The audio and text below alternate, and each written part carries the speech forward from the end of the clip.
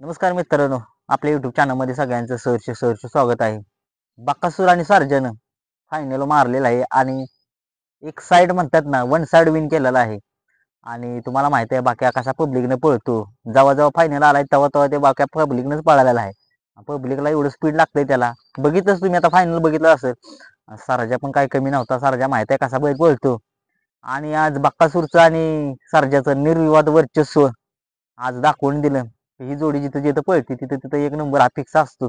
तुम्हाला मी सकाळीच सांगितलेलं, सकाळीच व्हिडिओ बनवलेला की ही जोडी एक नंबर करणार आहे. पुढं कोणी असू द्या, पुढे तर समजा लखन जर असला तरच थोडीशी घासाघाशी होईल. पण लखन काय नव्हता. लखन जरी असता तरी त्याला आज पराभव मिळाला असता. कारण बकासूर आहे तो. बकासूर माहिती आहे तुम्हाला आणि टॉपच्या पैरात होता आज. बकासूरला कुठला पण बैल द्या त्याला घेऊन पळतोच तो. आणि आज बकासूरनं खूप खूप मैदानच गाजवलं म्हणावं लागेल. आज बकासूरचा एक सगळ्या प्रेक्षकांचा आनंदाचा दिवस आहे.